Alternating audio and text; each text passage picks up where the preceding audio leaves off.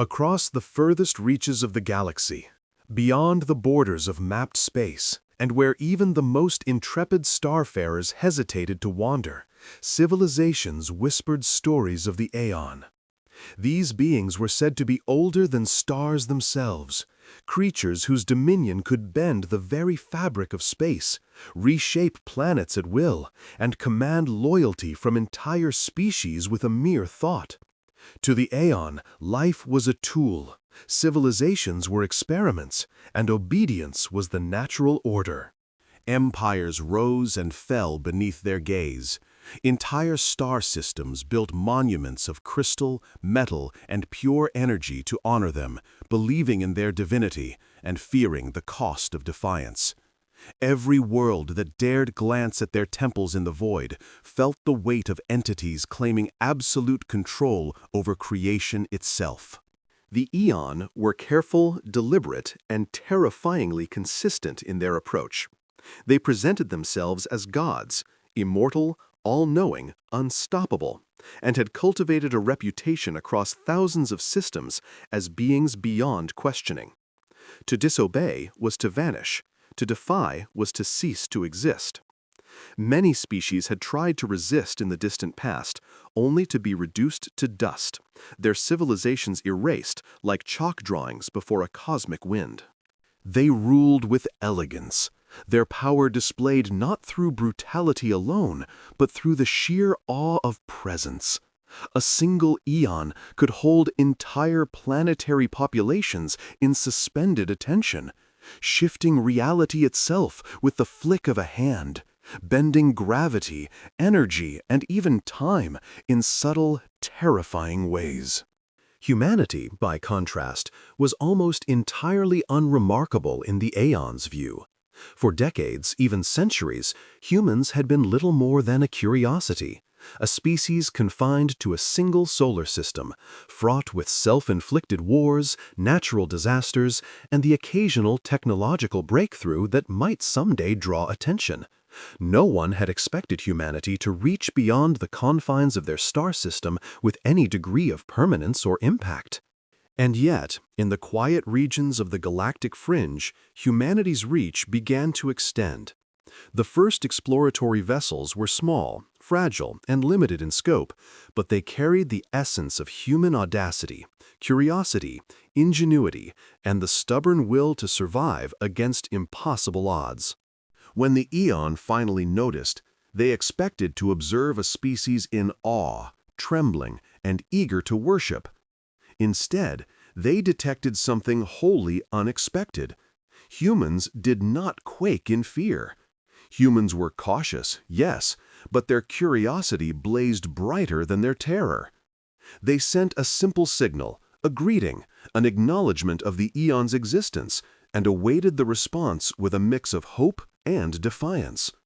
The Aeon's sensors registered it immediately, a pattern of thought and intent unique in the galaxy. It was audacity, coupled with intelligence and adaptation, all interwoven with a stubborn survival instinct. The Aeon had never encountered a species quite like this, one whose audacity had not yet tipped into recklessness, but remained tempered by ingenuity. Thus, the Aeon decided to intervene, inviting humanity into their domain. The invitation was not delivered by words, for the Aeon did not require them. Instead, the humans were guided across impossible distances, through regions where physics seemed fluid, and reality itself bent to the presence of these godlike beings. Entire star systems appeared to fold in on themselves, gravity shifted in impossible arcs, and light refracted through dimensions no human had ever conceived. As humanity approached, the structures of the Aeon came into view. Floating cities of crystalline brilliance, towers stretching for hundreds of kilometers, and plazas where energy flowed like liquid fire across surfaces of pure light. Every structure exuded power, authority, and deliberate beauty. The Aeon manifested before humanity in ways designed to overwhelm perception. Their forms were immense, ethereal, constantly shifting in geometry, mass, and light. They spoke not in words, but in sensation, impressing their presence upon every human in a wave that blended awe, reverence, and the instinctive recognition of mortality. Even the bravest members of the human delegation, scientists and explorers alike, felt their hearts constrict at the enormity of what they faced. These were beings who could, with thought alone, erase stars or bend entire planets to their will. And yet, even in the face of this incomprehensible power, humans did not bow completely. There was a spark of defiance in their gaze, a subtle refusal to accept that their place was merely as supplicants in the aeon's domain. The aeon, intrigued by this defiance, began to test the humans. They reshaped matter around them, created impossible challenges, and manipulated reality itself. Entire cities could be created or erased in moments. Storms of raw energy, warped by time and probability, erupted to intimidate and overwhelm. Every manipulation was designed to assert dominance, to demonstrate the absolute power humans could not hope to withstand. Yet, humans did not falter. Even as fear rippled through their minds, it was tempered by focus, problem-solving, and an unshakable curiosity. Each obstacle was met with thought, calculation, and ingenuity, not submission. It was in these moments, as the humans adapted to challenges meant to terrify and subdue, that the aeon began to feel something unfamiliar, uncertainty. They had never seen a species respond with such balance of intellect and daring. Where every other race had faltered or knelt, humanity learned and improvised. Where every other civilization had been predictable, humans were startlingly unpredictable. And in that unpredictability, there was a growing sense that humanity's survival, its creativity, and its defiance could not be contained by traditional authority. By the time the first demonstrations of aeon power concluded, it became clear that humans were not mere observers in the aeon's domain. They were participants, capable of understanding, adapting, and responding in ways the aeon had not expected. The aeon realized, with an unfamiliar twinge of tension, that these humans were different. They were audacious, clever, resilient, and above all, unpredictable. And for the first time, a being who had claimed godhood wondered if they had met their equal, not in raw power, but in the indomitable spark of life, curiosity, and defiance. The aeon, intrigued but unwilling to cede even a fraction of authority, escalated their trials. Their first attempts were subtle, tests that combined elegance and menace. Entire cityscapes restructured in moments. Buildings folding into themselves, only to reform in impossible geometries. Streets that spiraled through multiple dimensions at once. Gravity shifted unpredictably. Light refracted into colors no human eye had names for. And time itself seemed to stretch and compress like a living entity. The aeon expected awe to paralyze the humans, fear to overtake logic, and surrender to replace curiosity. But humanity responded in a manner no aeon had anticipated. They adapted, observed, and improvised. The first human navigators, standing on platforms that defied gravity, calculated trajectories through shifting dimensions that should have been fatal. Engineers on the Aegis Dawn repurposed ambient energy flows into usable pathways, converting the aeon's own constructs into stepping stones for survival. The aeon's manipulations of space, energy, and probability, designed to intimidate, became tools in the hands of humans. Each challenge, each reshaping of reality, was met with creative insight, a weaving of thought and intuition that allowed humans to progress where others had perished. The Aeon, sensing the unexpected resilience, intensified their trials. Storms of pure energy, manipulated through probability fields, erupted around the human delegation.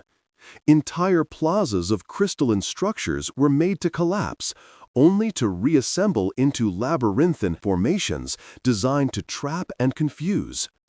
Even the Aeon's attempts to project fear directly into the mind of humans, an intrusion they had perfected over millennia, failed to overwhelm them. Where other species had buckled under such psychic weight, humans adapted their focus, shared information through rapid communication, and relied on instinct honed by generations of survival. One test involved an entire sector of floating towers that rotated, extended, and contracted unpredictably. The Aeon assumed the humans would hesitate, lose balance, or miscalculate. Instead, human teams moved with precise coordination, analyzing patterns in the chaos, identifying repeating sequences, and predicting the next shift.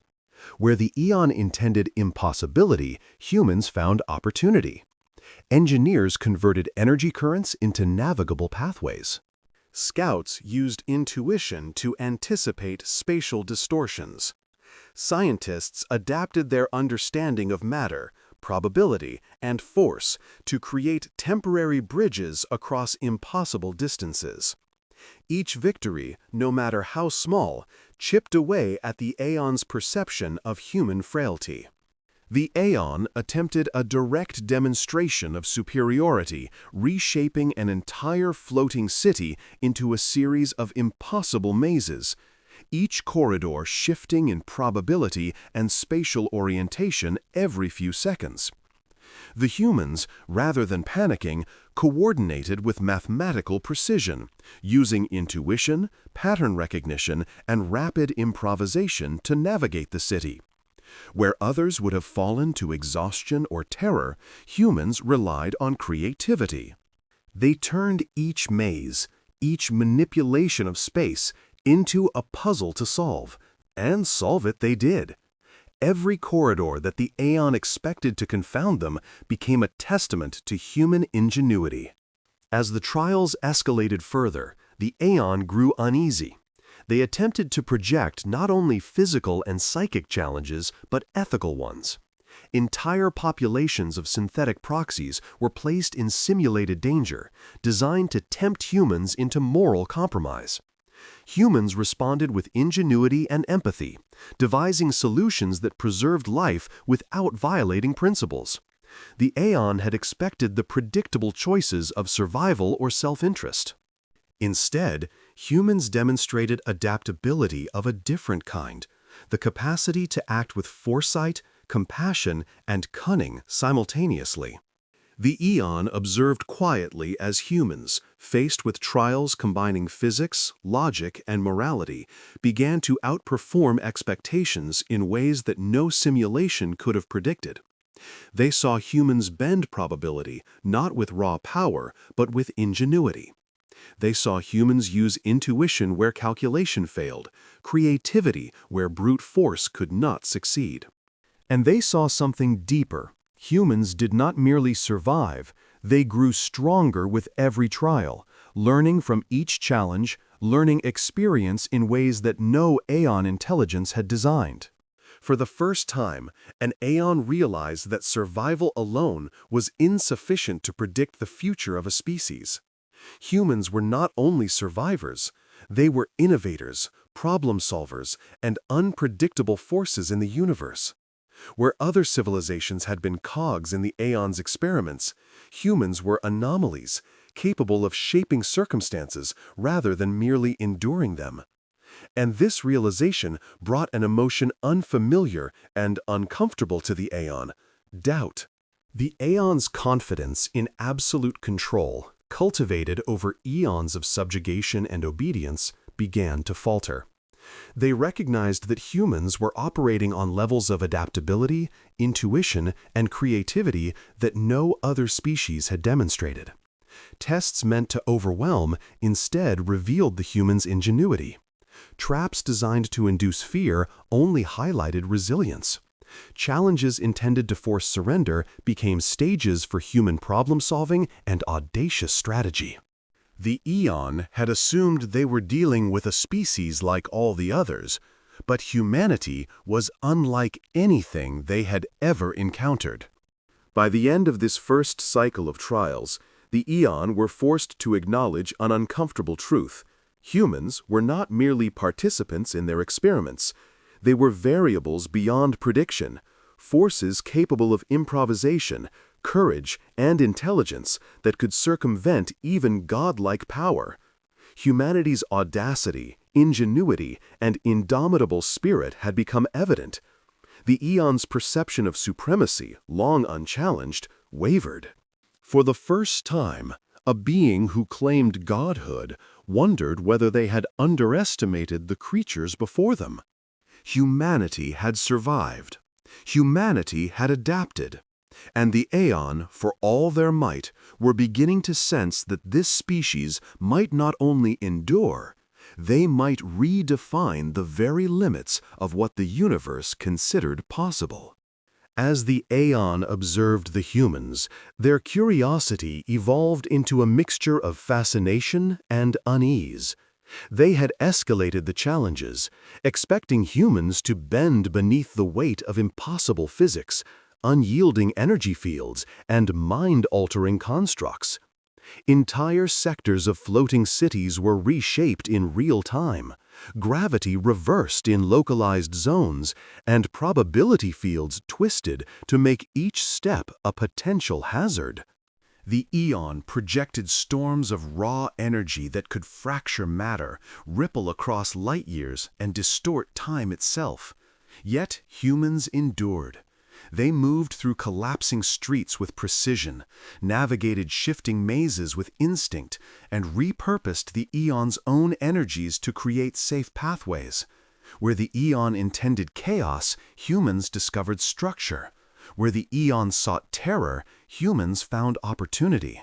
The human delegation was no longer simply surviving. Every obstacle had become a test of ingenuity. Engineers rewrote sequences in real time, manipulating ambient energy into usable conduits. Scientists recalculated probabilities faster than the Aeon anticipated, anticipating cascading consequences of every shift in space and time. Pilots maneuvered with creativity rather than adherence to predictable paths, using intuition honed by centuries of improvisation in unpredictable environments. Even the diplomats and strategists among the humans contributed, reading the Aeon's subtle intentions and patterns as if they were part of a game with stakes far higher than any the galaxy had seen. One particularly harrowing trial demonstrated the humans' capacity to convert the Aeon's constructs into instruments of insight. A floating citadel of crystalline towers rotated and expanded unpredictably, creating a labyrinth that should have been impassable. Gravity twisted in segments, temporal fields compressed and stretched unpredictably, and energy pulses sought to disorient or even incapacitate the human mind. Many species would have succumbed immediately, overwhelmed by the simultaneous assault on every sensory and cognitive process. Humans, however, adapted. They analyzed patterns in the chaos, coordinated movement with near telepathic efficiency, and repurposed energy fields as platforms to traverse the citadel. What the Aeon had assumed would break them instead highlighted their creativity and adaptability. The Aeon, accustomed to deference, began to recognize a disturbing reality. The humans were learning faster than the Aeon could manipulate the environment. Where other civilizations followed predictable patterns, humans innovated. Where other species failed when confronted with ethical dilemmas, humans found solutions that preserved life while achieving strategic advantage. Even the Aeon's most sophisticated psychic assaults, designed to instill terror, confusion, or despair, were met with calm analysis and subtle countermeasures.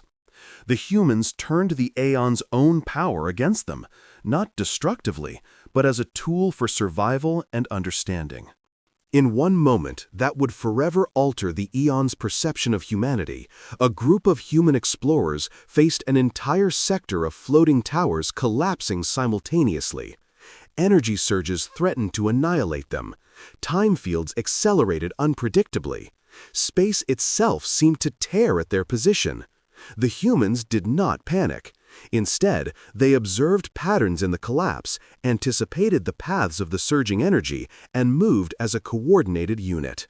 Using knowledge gleaned from previous trials, they leveraged gravitational anomalies and energy streams to redirect debris, creating a safe corridor where none should have existed. The Aeon watched, astonished, as humans turned an execution into a triumph. With each successive trial, the Aeon's confidence waned. They had never encountered a species so unyielding, so inventive, and so fundamentally unpredictable.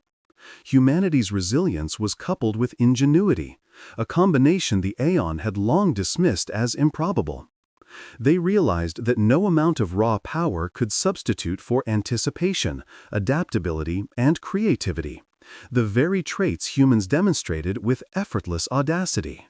The Eon's experiments, once designed to assert control, had become opportunities for the humans to display their unique strengths. The human delegates themselves began to sense their own growing capability. Every failure they avoided, every problem they solved, every challenge they turned into an advantage, reinforced an innate confidence that seemed to amplify with each trial. They were no longer passive participants, they were active agents shaping their reality, engaging with beings who had long claimed godhood, and demonstrating that survival, intelligence, and ingenuity were forms of power even the Aeon could not command. By the end of this cycle, the Aeon faced an uncomfortable truth. Humans were not merely enduring, they were excelling, innovating, and exploiting possibilities the Aeon had never anticipated. Where divine manipulation had once guaranteed obedience, it now revealed human audacity. Where fear had ensured submission, it now fueled creativity. Humanity's ingenuity had transformed trials meant to demonstrate the Aeon's supremacy into arenas showcasing human resilience, adaptability, and cunning. For the first time in recorded history, an Aeon confronted a species that could challenge their authority without possessing comparable raw power. Humans had turned every obstacle into a lesson, every danger into an opportunity, and every test into a platform for growth. The Aeon realized that survival alone was insufficient to predict a species' potential. Humanity's capacity to learn, adapt, and innovate in the face of absolute authority was something no godlike intelligence had foreseen. The Aeon, for the first time, felt doubt.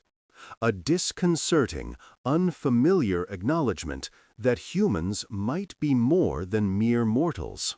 Humanity had endured and excelled, demonstrating not only courage, but a profound capacity for ingenuity and adaptation. The Aeon, the self-proclaimed masters of existence, were beginning to recognize that these humans were unlike any other species in the galaxy. They were unpredictable, resourceful, and audacious beyond expectation. The stage was set for the Aeon to confront a realization that would challenge their centuries of assumed supremacy. Humans were not simply participants in their trials. They were unanticipated equals in audacity and ingenuity. By the time the Aeon realized that human adaptability was beyond expectation, they attempted to reassert control through displays of absolute power, the kind that had crushed civilizations in moments. Entire star systems shifted as if mere toys in their hands. Gravity wells were twisted to impossible extremes, and temporal anomalies were unleashed in cascading waves that could age, trap, or erase entire populations. Towers of crystalline energy surged with destructive pulses. Storms of probability shattered perception, threatening to unravel even the bravest minds. Every eon action was intended to intimidate, to demonstrate that resistance was futile, that no species could oppose them without annihilation. Yet humans, as they always had, endured. The human delegation responded with a combination of intellect, instinct, and ingenuity that no aeon had predicted. Engineers converted energy flows into stabilizing constructs, transforming destructive forces into stepping stones across the floating labyrinths. Scientists recalculated probability fields on the fly, bending the chaos to their understanding, turning patterns of destruction into pathways for exploration. Pilots and navigators moved with a near-prescient sense of spatial awareness, improvising in environments that no prior species had survived. Even their unarmed members contributed by observing patterns, predicting aeon manipulations, and conveying critical insights that allowed survival and advancement. Where the aeon intended fear, humans found opportunity. Where they intended chaos, humans found strategy. The eon attempted to challenge human morality as well. Entire synthetic populations were placed in simulated peril, traps designed to force humans into impossible ethical choices, to test whether survival or compliance would override compassion. Humans, however, turned ethical dilemmas into solutions that preserved life while securing their own safety and progression. They did not act predictably, they acted innovatively, combining empathy, strategy, and foresight to navigate trials meant to fracture the spirit as well as the body. Each triumph, each ingenious solution further destabilized the aeon's sense of supremacy. One particularly striking moment involved the eon attempting to collapse an entire floating metropolis of energy and crystal upon the humans. The structural collapse was to be absolute. Every tower, every plaza, every conduit of energy designed to move unpredictably and annihilate anything caught within. Humans, however, adapted instantly. Observing the patterns in the collapse, they identified points of stability and harnessed the eon's energy flows to reinforce pathways, creating corridors where none should exist. Pilots guided teams across shifting bridges of energy. Engineers rerouted destabilized currents into protective scaffolds, and strategists coordinated movements that would have seemed impossible to any species without human adaptability. By the time the final pulse of destruction subsided, humans had navigated the city unscathed and even gained advantage, mapping previously impassable regions with precision. The eon began to experience an unfamiliar and unsettling sensation: uncertainty. Their authority, once absolute, felt fragile in the presence of a species that could turn their tests into triumphs. Humans were not merely responding, they were innovating, exploiting, and mastering the impossible with creativity that no simulation, prediction, or manipulation had accounted for. Every action of the eon was mirrored, analyzed, and often outmaneuvered by the humans.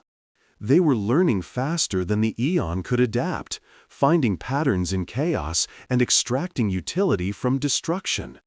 Humans' unanticipated innovation extended beyond survival. They began manipulating the aeon's trials to explore, to understand, and even to reshape the aeon's structures in ways that enhanced their strategic advantage. What the aeon intended as punishment became opportunity. What the aeon intended as terror became clarity. Humans had transformed from passive participants to active agents, capable of reshaping the environment through ingenuity, insight, and adaptability. Each success further eroded the aeon's perception of superiority. The eon's attempts to intimidate now carried a dual purpose: to maintain dominance and to study this anomaly in species evolution. They observed humans thriving in impossible conditions, not with brute force, but with creativity, collaboration, and insight. Traits the eon had long considered weaknesses. Curiosity, defiance, unpredictability emerged as their most formidable strengths. The eon, Masters of reality manipulation for eons found themselves challenged not by power, but by adaptability and ingenuity, the very qualities humans had honed through survival against impossible odds. For the first time, the eon experienced doubt. Their centuries of assumed invincibility and authority were challenged not by superior technology nor by force, but by the audacity, creativity, and resilience of humans.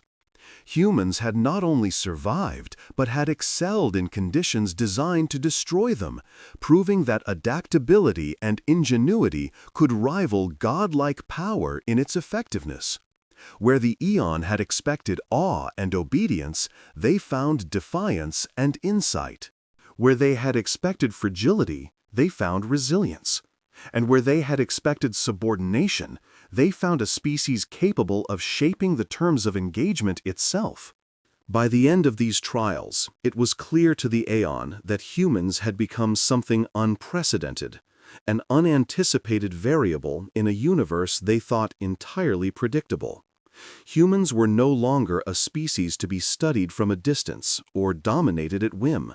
They were equal in audacity, formidable in adaptability, and unbreakable in spirit.